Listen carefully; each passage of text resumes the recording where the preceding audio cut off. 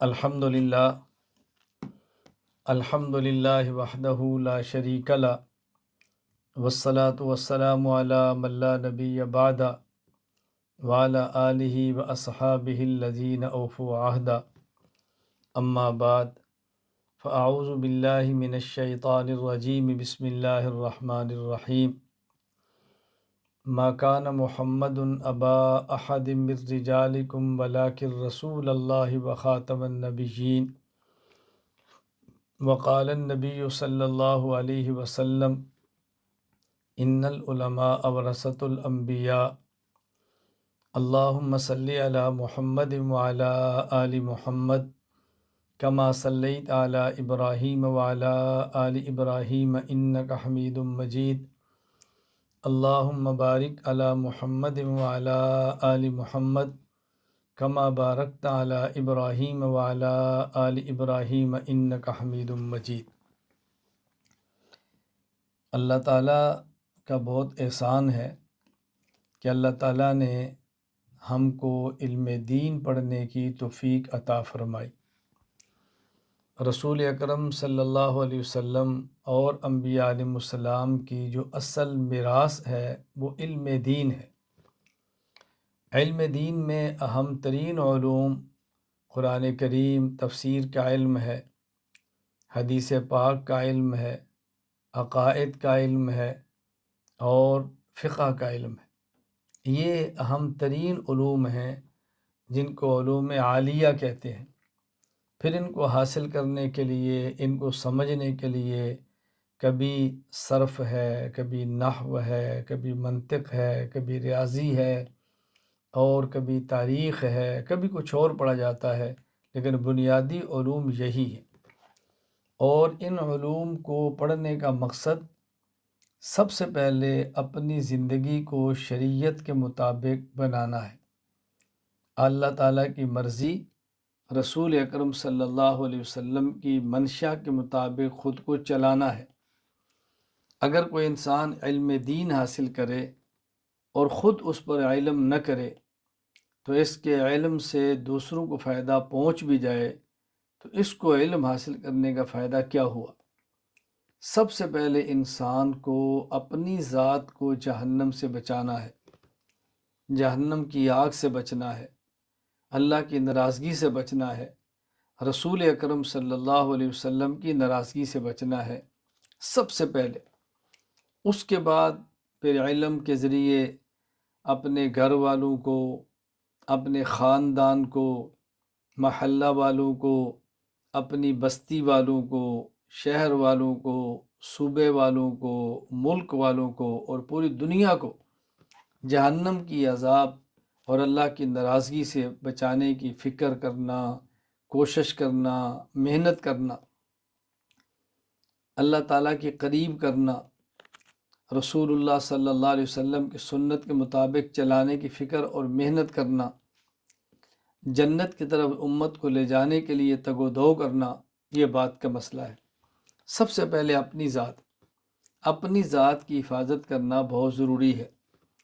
جو لوگ علم دین کو پڑھتے ہیں، جیسے میں ہوں اور آپ ہیں، شریعت کو پڑھتے ہیں، تو ہم نے نمبر 1 اپنے علم کو بہت پختہ کرنا ہے، نمبر 2 اپنے علم پہ عمل کرنا ہے، نمبر 3 اپنے علم کے ذریعے پوری دنیا میں اللہ کے دین کو پھیلانا، دفاع کرنا اور نافذ کرنا ہے، اپنی ہمت، اپنی استطاعت اور اپنے اسباب اور وسائل کے مطابق۔ سب سے پہلے تو ہم یہ غور کریں کہ ہم خود اس علم پر عمل کرتے ہیں، ہمارے اندر خوبی کیا ہے، خامی کیا ہے، ہمارے اندر اچھائی کیا ہے، برائی کیا ہے۔ جو اللہ کے فضل سے، اللہ کے کرم سے اچھائی ہے اس پر اللہ کا شکر ادا کریں۔ اللہم لک الحمد کالذی تقول وخیر مما نقول۔ اور جو اپنے اندر کمی اور کوتاہی ہے اس کو اپنی ذات، اپنے نفس کی شرارت سمجھیں اور اس کو دور کرنے کی، اس کی اصلاح کرنے کی ہم کوشش کریں۔ سب سے پہلے علم کو پختہ کریں اور اس علم کے مطابق عمل کریں، اور اس علم کے مطابق پوری دنیا میں شریعت کو پھیلانے، دفاع کرنے اور نافذ کرنے کی کوشش کریں۔ ہمارا علم پختہ ہوگا کب؟ درسگاہ میں آنے سے پہلے جو سبق پڑھنا ہے اس کا مطالعہ کریں، اور مطالعہ کرنے کا یہ مقصد ہرگز نہیں ہے کہ جو پڑھنا ہے مکمل سمجھ آ جائے۔ مطالعہ کا مقصد ہے کہ اتنا سمجھ آ جائے کہ یہ مجھے سمجھ آیا ہے، یہ نہیں آیا، باقی جب استاد کی درسگاہ میں بیٹھیں گے تو ساری بات کھل جائے گی۔ جب پہلے سے اندازہ ہوگا فلاں بات سمجھ آئی فلاں نہیں آئی، تو پھر آدمی توجہ سے بیٹھ کے استاد کی درسگاہ میں سبق کو سنتا ہے۔ مطالعہ کریں، استاد کی درسگاہ میں بیٹھ کے استاد کی تقریر کو لکھیں، استاد کی باتوں کو اپنے پاس تحریر کریں، اپنے پاس کاپی رکھیں، اپنے پاس قلم رکھیں، اور جو پڑھا ہے پھر اس کا تکرار کریں، ایک دوسرے کو سنائیں، اس کو دہرائی کریں۔ اذا تکرر تقرر، پہلے کاف باریک ہے کراچی والا، پھر قاف موٹا ہے، اذا تکرر تقرر، جب ایک بات کو بار بار کریں وہ بات پختہ ہو جاتی ہے، دہرانے سے بات جم جاتی ہے، مضبوط ہو جاتی ہے۔ اس کا اہتمام کریں گے انشاءاللہ علم پختہ ہوگا اور عمل پختہ ہوگا۔ اس کے لیے ضروری ہے کہ ہم جو یومیہ پڑھتے ہیں اس کو اپنے عمل میں لانے کی کوشش کریں۔ جس ادارے اور مدرسے میں رہتے ہیں اس سے باہر بلا ضرورت مت نکلیں۔ اگر گھر میں ہیں بلا ضرورت گھر سے باہر مت جائیں۔ اچھے ماحول سے گندے ماحول میں ہرگز نہ جائیں۔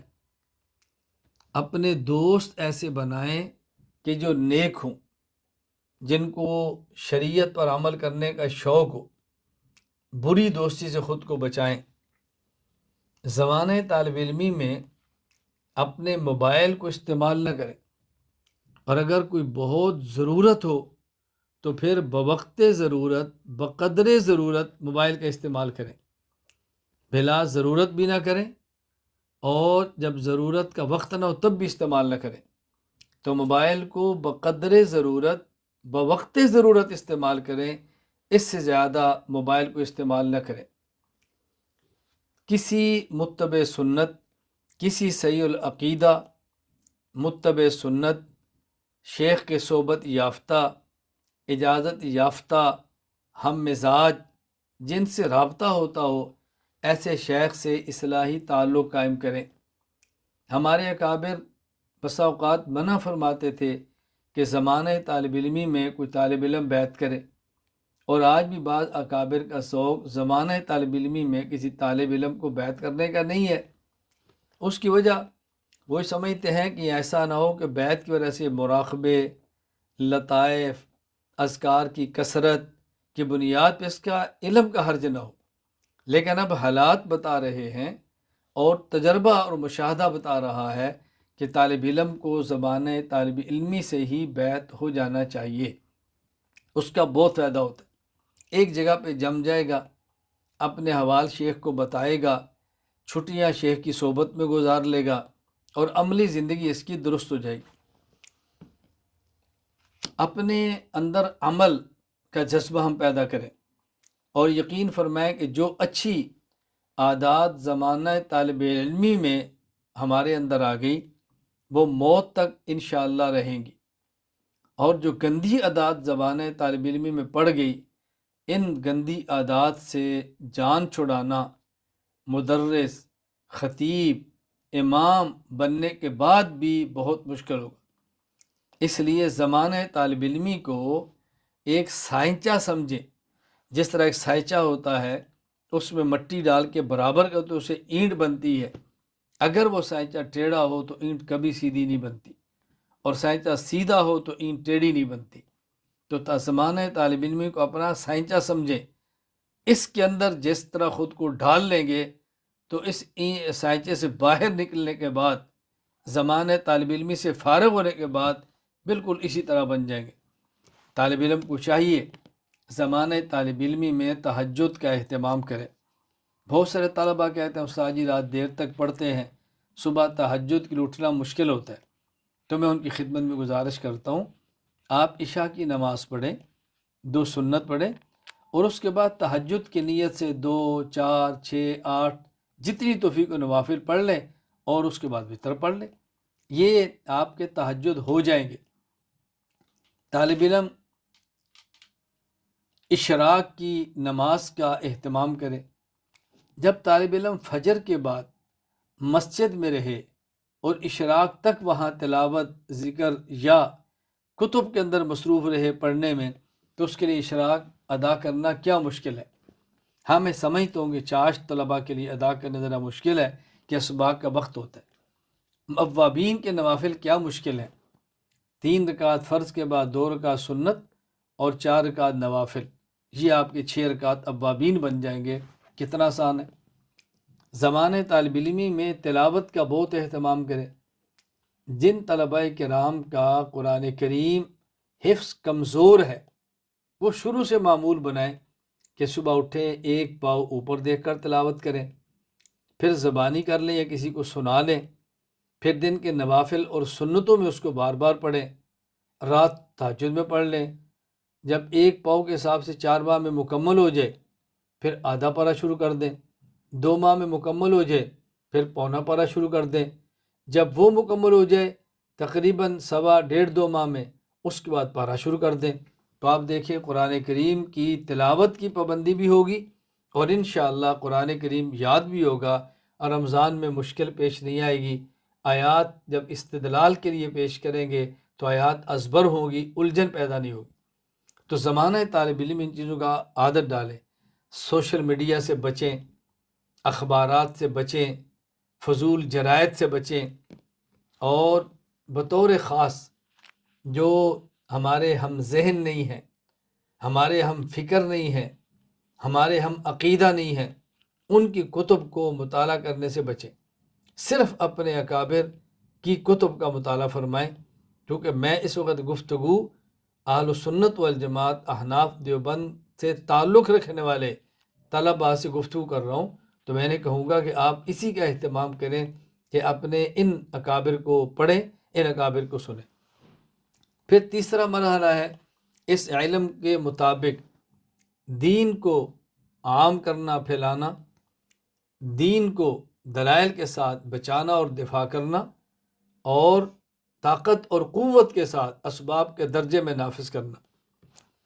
تو جب ہم نے دین کو عام کرنا ہے تو ہمیں اس کے لیے راستے اختیار کرنے پڑیں۔ دین عام ہوتا ہے لکھنے سے اور لکھ کر کتب چھاپنے سے۔ دین عام ہوتا ہے بیان کرنے سے اور بیانات کے ذریعے واعظ کو آگے پھیلانے سے۔ یعنی دین کو عام کرنے کی بنیادی 3 ہی صورتیں ہیں۔ ایک عملی زندگی کہ لوگ ہمیں دیکھ کر دین قبول کریں، ہمیں دیکھ کر شریعت پر آئیں، ہمارے معاملات ہماری عملی زندگی کو دیکھ کر متاثر ہوں، اور خرافات اور گناہ کی دلدل سے نکلیں، بے چینی کی زندگی کو چھوڑ کر چین اور سکون کی زندگی اختیار کریں۔ اس کے بعد دوسرا مرحلہ ہے قلم کا، لکھنے کا، لکھ کر باتیں کہنے کا، اور تیسرا مرحلہ ہے زبان سے بیان کرنے کا۔ تو اب ہم نے دین کو جو پھیلانا ہے، دین کا دفاع کرنا ہے، نافذ کرنا ہے، سب سے پہلے ہمیں اپنی عملی زندگی پیش کرنی پڑے گی۔ اس کا مطلب کہ جو طالب علم صحیح معنوں میں دین کو عام کرنا چاہتا ہے، وہ اپنے لباس کو سنت کے مطابق اختیار کرے۔ اس کے سر پہ ہمیشہ عمامہ پگڑی ہو۔ اگر پگڑی کسی وجہ سے نہ پہن سکے، وسائل نہیں ہے، موسم موافق نہیں ہے، زمانہ طالب علم میں سنبھالنا مشکل ہے، ٹوپی کا اہتمام کرے، اور ٹوپی اور پگڑی کے نیچے بال یہ سنت کے مطابق ہو، لباس سنت کے مطابق ہو، شلوار ٹخنوں سے اوپر ہو، کبھی ٹخنوں سے نیچے شلوار نہیں ہونی چاہیے کھڑے ہونے کی حالت میں، کیونکہ ٹخنوں کو ڈھانپنا حرام ہے، ناجائز ہے، گناہ کبیرہ ہے۔ لیکن اس کے لیے 2 شرطیں ہیں۔ نمبر 1، آدمی کھڑا ہو قائماً، نمبر 2 کپڑا اوپر سے نیچے آئے نازلن، اگر آدمی بیٹھا ہو یا لیٹا ہو تو پھر کوئی حرج نہیں ہے، اگر اس کا ٹخنا ڈھک جائے، اور اسی طرح جراب ہے، کپڑا نیچے سے اوپر جا رہا ہے تب بھی کوئی حرج نہیں ہے، آدمی کھڑا ہو کپڑا اوپر سے نیچے آئے۔ سب سے پہلے اہتمام کریں ہمارا ظاہر، ہماری وضع قطع، ہمارا لباس، ہماری داڑھی، ہمارے سر پہ پگڑی اور ٹوپی، یہ شریعت کے مطابق ہو، اس کو دیکھنے سے پتہ چلے یہ طالب علم ہے، اس کو دیکھنے سے پتہ چلے یہ عالم ہے، اس کو تعارف نہ کرانا پڑے، اس کا بہت خیال کریں۔ ہم داڑھی سنت کے مطابق رکھیں، اور سنت داڑھی کم از کم 1 مٹھی ہے، مٹھی سے زائد رکھنے کی گنجائش ہے۔ مستحب مٹھی کے بعد چاروں طرف سے تراش دینا ہے، تو مٹھی داڑھی رکھنا ضروری ہے۔ طالب علم کی وضع قطع شریعت کے مطابق ہو، عملی زندگی شریعت کے مطابق ہو، نظم و ضبط اس کا مزاج ہو، طالب علم کا ذوق ہو، نظم و ضبط، منظم زندگی گزارے۔ ہماری زندگی کو دیکھ کر اغیار کو بھی رشک آئے، یہ کس طرح وقت کی پابندی کرتے ہیں، وقت پہ درسگاہ میں آنا، وقت پہ درسگاہ سے جانا، وقت پہ مسجد میں آنا، اپنے وقت پہ سارے کام کرنے۔ تو دین کو پھیلانے کے لیے پہلی چیز وہ انسان کی عملی زندگی ہے۔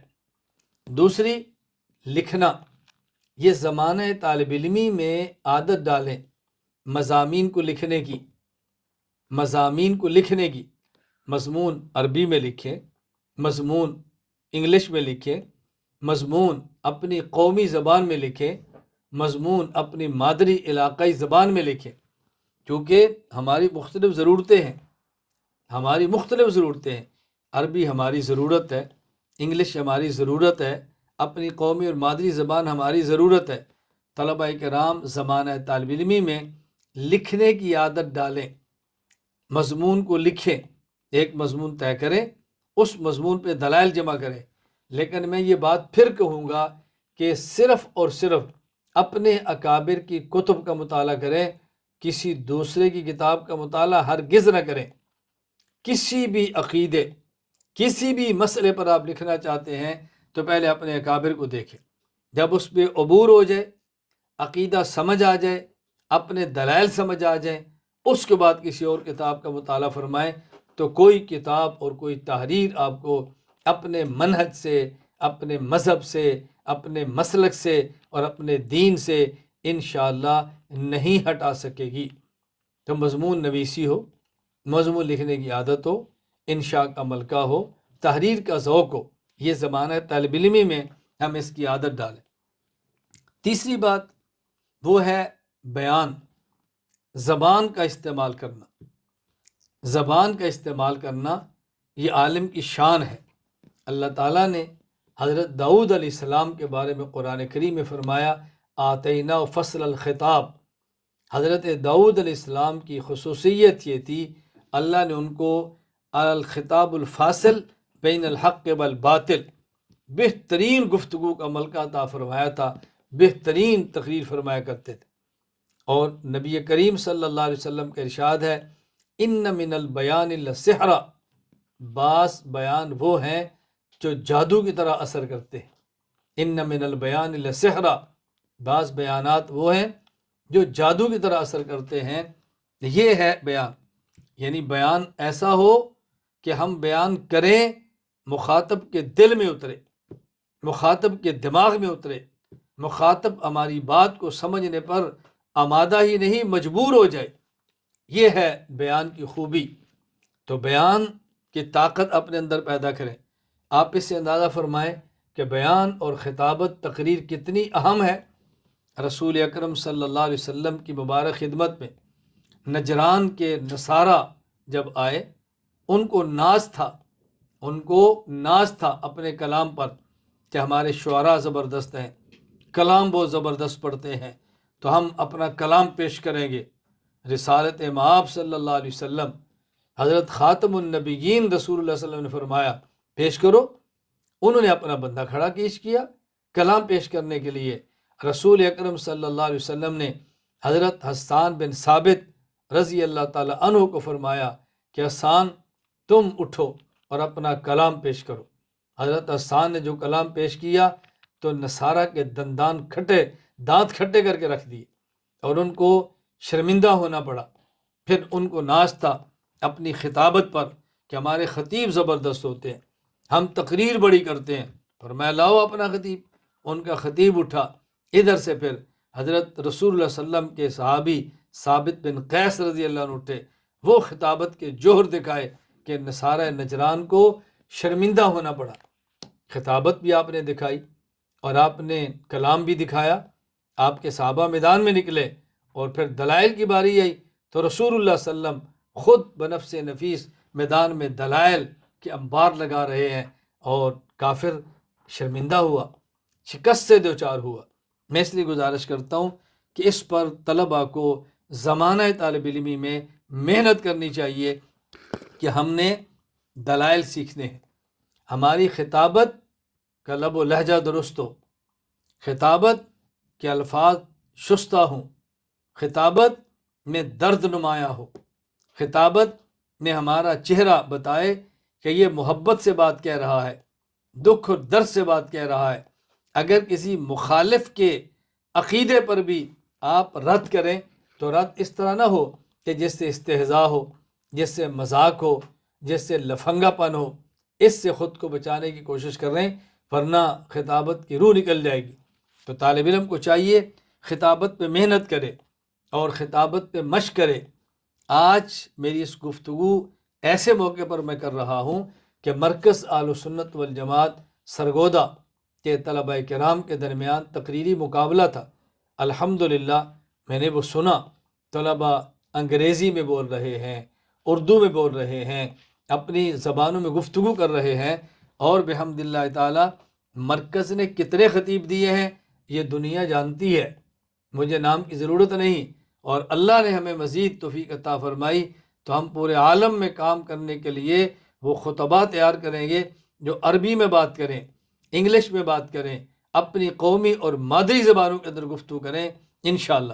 تو طلباء کو اس میدان میں آگے نکلنا ہے، لیکن میں یہ طلباء کرام سے کہوں گا کہ جب آپ نے خطابت سیکھنی ہے پہلے ایک موضوع کا تعین کریں، ایک موضوع طے کریں، پھر اس موضوع پر دلائل کو جمع کریں، اور دلائل صرف اور صرف ہم چونکہ اہل سنت والجماعت احناف دیوبند سے تعلق رکھتے ہیں، صرف اہل سنت والجماعت احناف دیوبند اکابر کی کتب کا مطالعہ کریں، ان سے دلائل جمع کریں، ان سے عقائد کو سمجھیں، پھر اس کی تلخیص، اس کا خلاصہ مختصر آپ اس کو لکھیں، خطبہ لکھیں، آیت لکھیں، حدیث پاک لکھیں، شعر لکھیں، موضوع طے کریں، اور پھر موضوع پر آپ دلائل بیان فرمائیں، اور لب و لہجہ بہت درست ہو، گن گرج سے بات کریں، آپ سینہ تان کے بات کریں، آپ دھڑلے سے بات کریں، لیکن الفاظ کا چناؤ ہو،